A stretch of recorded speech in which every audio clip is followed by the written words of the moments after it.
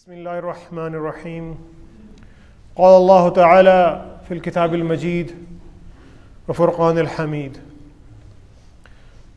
فبما رحمة من الله لنت لهم ولو كنت فظا غليظ القلب لانفضوا من حولك فاعف عنهم واستغفر لهم وشاورهم في الأمر. وقال الله تعالى: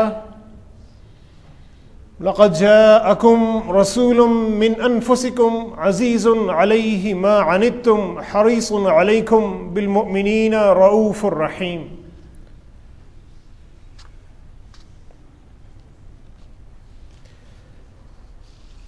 حضرات، ربیع الاول 1432 ہجری کا مہینہ شروع ہے اور ہم بڑے ذوق و شوق سے آقائے دو جہاں سرور کائنات حضرت محمد صلی اللہ علیہ وسلم کا ماہ ولادت منا رہے ہیں۔ آپ صلی اللہ علیہ وسلم کو اس دنیا سے رخصت ہوئے آج 1422 سال گزر چکے ہیں، لیکن مکہ مکرمہ کی غاروں سے نکلنے والا اجالا اور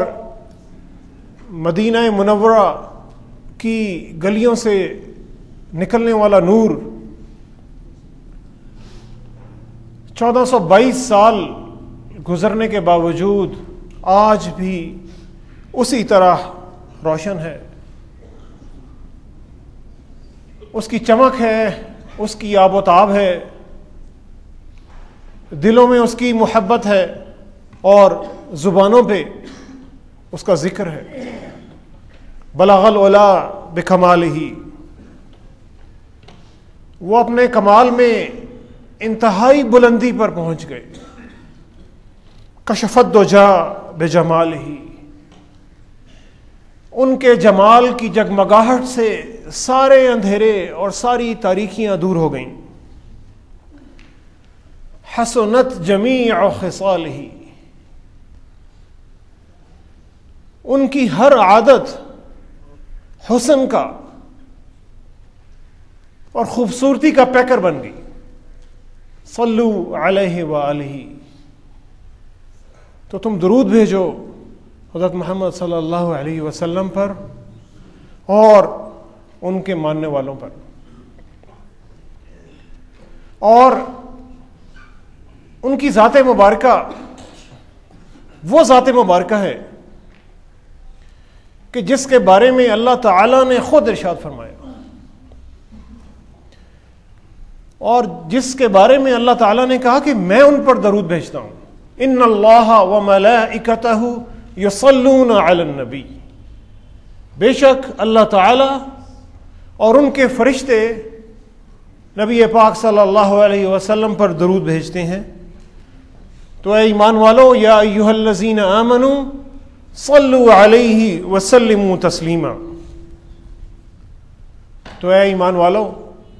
تم بھی ان پر درود اور سلام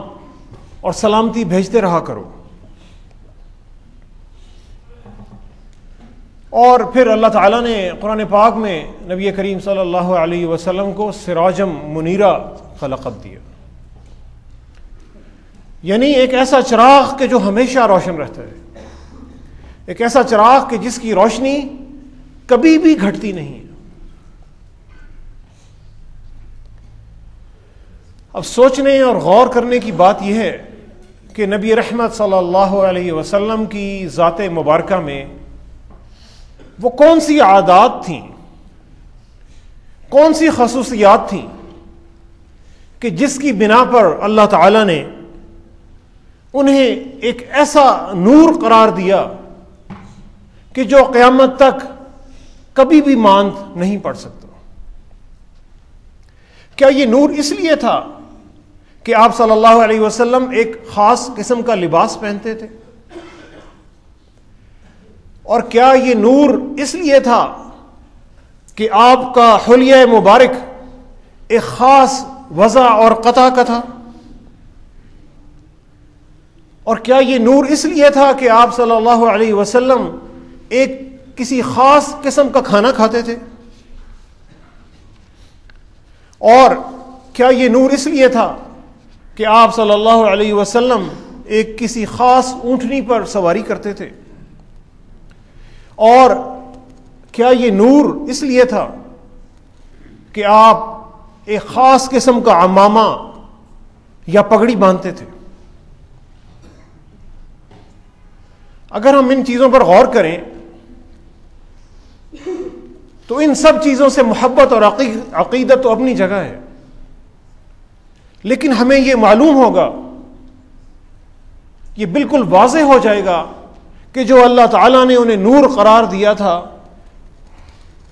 اس کا ان ظاہری چیزوں سے کوئی خاص تعلق نہیں ہے۔ تو یہ کیسا نور تھا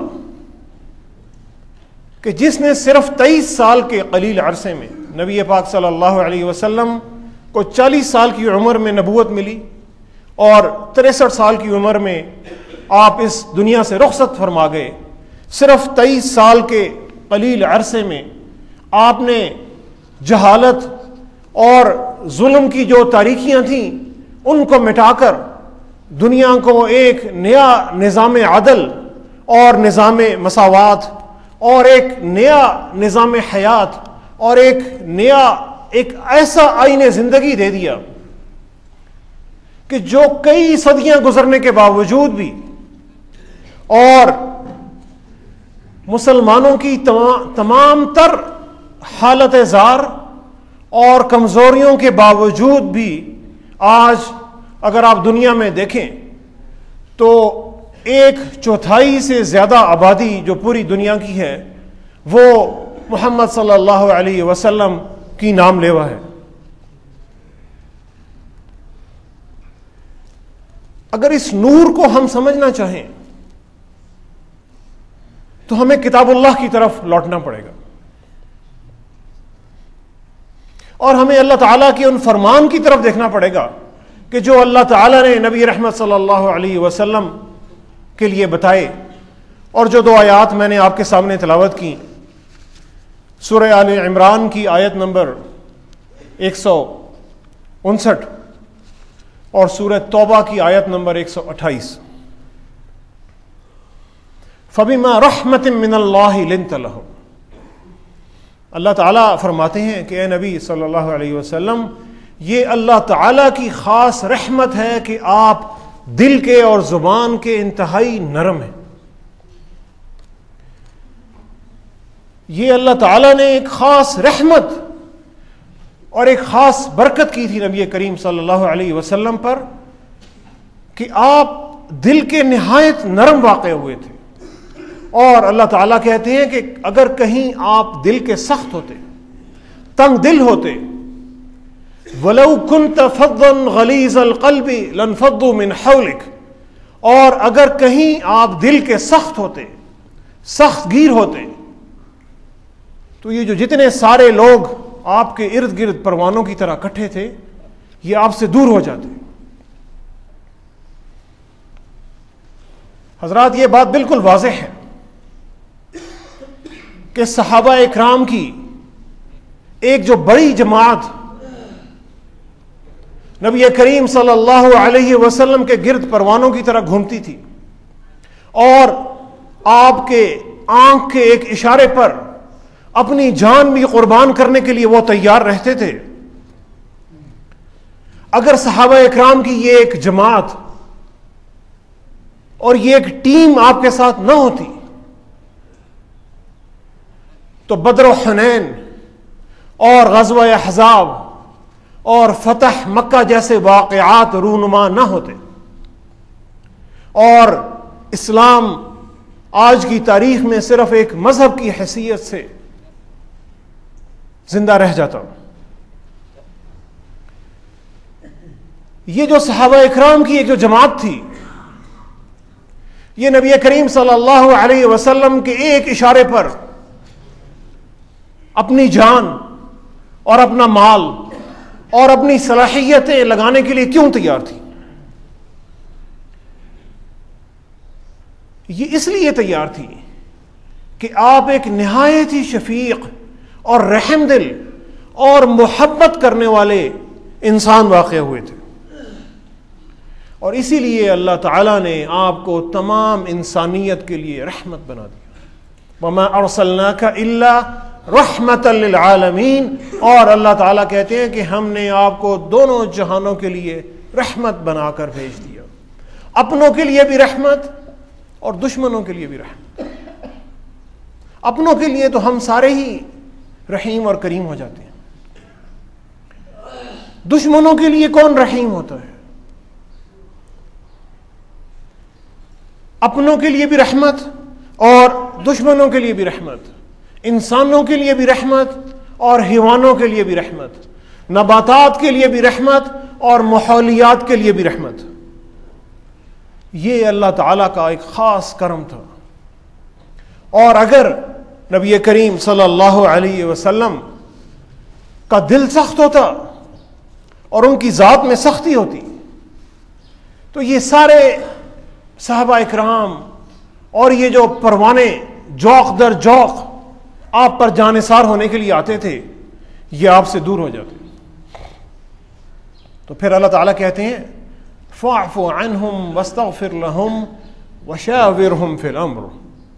اور یہ جو آپ کے ساتھ یہ جو جانثار لوگ ہیں اگر یہ غلطی کریں تو فاعف عنہم، آپ ان کو معاف فرما دیجیے، صرف معاف ہی نہیں فرمائیے، واستغفر لہم، اور ان کی مغفرت کی دعا بھی فرمائیے، وشاورہم فی الامر، اور جب بھی آپ کوئی اہم کام کرنے لگیں تو آپ ان سے مشورہ ضرور طلب کیجیے، آپ ان کی رائے ضرور لیجیے اور آپ ان کی رائے کا احترام بھی کیجیے۔ حضرات، یہ کیسا ایک خوبصورت رول ماڈل تھا جو اللہ تعالیٰ نے ہمیں عطا کیا، ایک لیڈرشپ کا ایک بہترین رول ماڈل، یعنی لیڈر کے لیے، امام کے لیے، اس شخص کے لیے جو کسی بھی حیثیت میں لیڈر ہے، چاہے وہ اپنے ایک گھرانے کا لیڈر ہے، چاہے وہ اپنے ایک گھرانے کا سربراہ ہے، اور چاہے وہ کسی آفس میں کوئی مینیجر ہے، کوئی سپروائزر ہے، اور کوئی کمپنی کا کوئی ہیڈ ہے، کسی ادارے کا کوئی سربراہ ہے، کسی مملکت کا کوئی وزیر ہے اور کوئی مشیر ہے، اور کوئی مملکت کا سربراہ ہے اور وزیر اعظم ہے اور صدر مملکت ہے، اور یہ جو سارے لیڈر ہم یہ جو اپنے ارد گرد دیکھتے ہیں، ان سارے لیڈروں کے لیے اللہ تعالیٰ نے ہمیں جو ایک رول ماڈل دیا وہ نبی کریم صلی اللہ علیہ وسلم کی ذات مبارکہ تھی، اور اسی لیے اللہ نے فرمایا لَقَدْ كَانَ لَكُمْ فِي رَسُولِ اللَّهِ أُسْوَةٌ حَسَنَةٌ، ہم نے رسول اللہ صلی اللہ علیہ وسلم کی زندگی میں تمہارے لیے ایک بہترین نمونہ بنا کر پیش کر دیا۔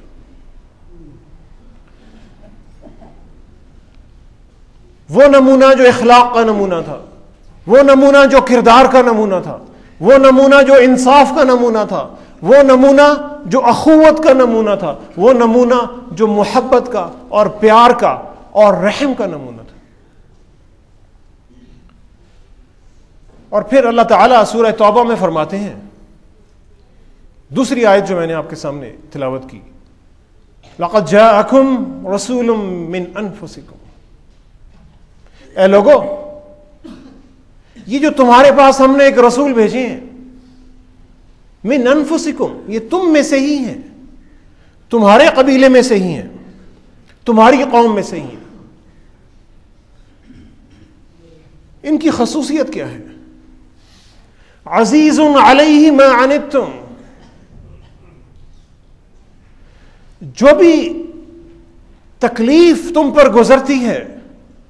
تو انہیں نہایت ناگوار گزرتی ہے، یعنی اگر تمہیں چھوٹا سا بھی نقصان پہنچ جاتا ہے تو یہ جو رسول ہیں یہ اس پر رنجیدہ ہو جاتے ہیں، اس پر پریشان ہو جاتے ہیں۔ حریص علیکم، یہ تمہاری دل سے بھلائی چاہتے ہیں، یہ چاہتے ہیں کہ تم سیدھے راستے پر چلو، اور یہ چاہتے ہیں کہ تم ترقی کرو، اور یہ چاہتے ہیں کہ تمہارا دنیا میں اچھا نام ہو، اور یہ چاہتے ہیں کہ تم آخرت میں بھی اللہ کے حضور سرخرو ہو۔